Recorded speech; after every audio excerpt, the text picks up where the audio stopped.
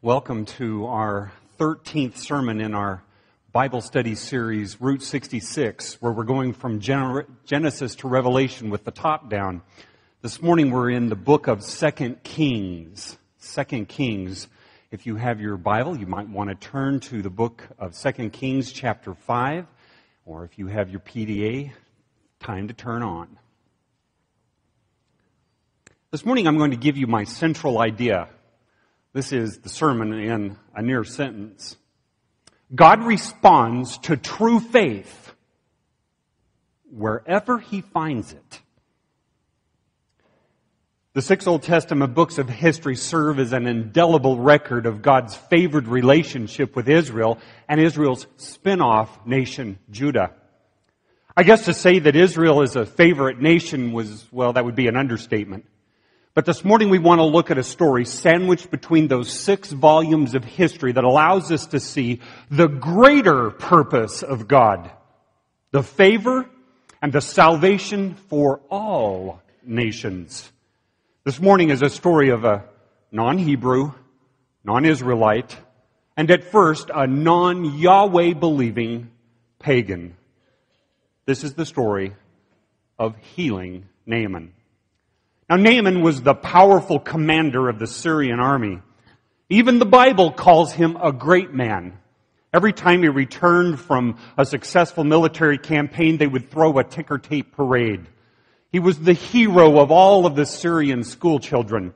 He was in great demand on the nation's speaking circuit. And Naaman went to made all the right choices for his career. His children went to all the right schools. Naaman is a great man. But then suddenly, he contracted leprosy. Leprosy was the most dreaded disease of his day. It was no respecter of persons, and it would infect most anyone. It was indeed an ugly thing to watch as it would slowly eat away at a person's body, usually starting at the ends of the fingers and then the toes. And when people talked about leprosy, they did it in whispered voices. I would imagine they even referred to it as the L word. Have you heard? Naaman has leprosy. And so what about you? You're a little bit like Naaman. It just doesn't matter that you've been successful too. You're still just as vulnerable as any other person to Hansen's disease, leprosy. You're also as vulnerable to declining world markets and industry-wide layoffs and double-digit employment, 10.2 currently. And you're even vulnerable to diseases that you can't see, no matter how successful you have been. And it doesn't even matter, parents, if you've raised your children in a Christian setting, in a Christian home, because they still can get hurt in this leprosy-laden world. And it doesn't matter that if you're careful. You can be careful all that you want. A driver under the influence can take away a loved one like that. You may have built fences of protection around you with side airbags and home intrusion alarms and disability insurance, but you're walking around in a world that doesn't think that you're too special, that you can't get hurt. So what do you do when you get hurt? What do you do when you get hurt?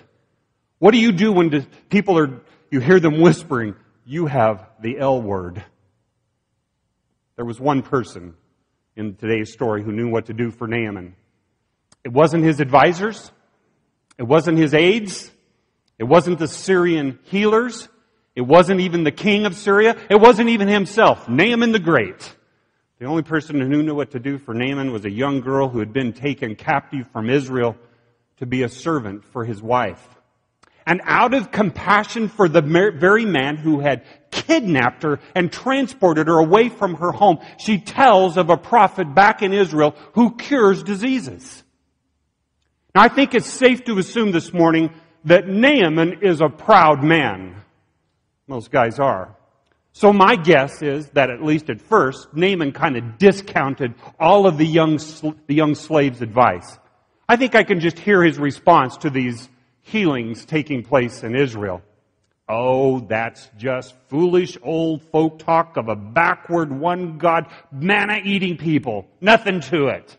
Don't you think I've been to the best doctors in the land, the best in Syria? Don't you think I've taken every Syrian medicine offered to me? Why would I go to Israel when we have everything we have in Syria? And you would have to admit, Naaman makes a good point here.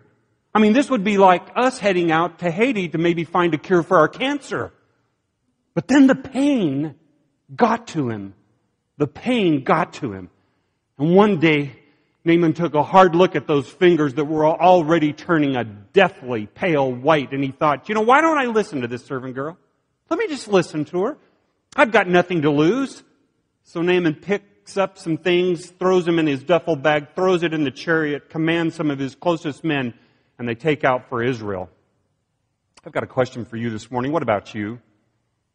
When you know that there is something increasingly wrong in your life, something wrong in your life, and you're like Naaman, you're not driven anymore by fame and success, and you know that there's something in your life that's not right, and you know you've come to the point that you're really willing to try anything. I mean, you might even come to church, to the place that the power of God is rumored to be found. So when Naaman and all his soldiers parked their chariots in front of the home of the Hebrew prophet Elijah, the great commander is expecting the prophet will come down out of the house and bow like everyone else. That's what he's expecting. He assumes that Elisha is going to probably listen to his story, maybe take a few medical notes, maybe take his hands and lay it over the infected spot, say a few magical Hebrew words, and then he'll have the problem taken care of. He assumes that he's going to hear the name of Elisha's God loudly invoked. He's hoping that the prophet will take his hands and, wave it over the infected spot, abracadabra fashion. And then there will be an instantaneous cure, followed by his bill, and he'll promptly pay up and be on his way. But that's not what happened. Instead, Elisha sent a messenger.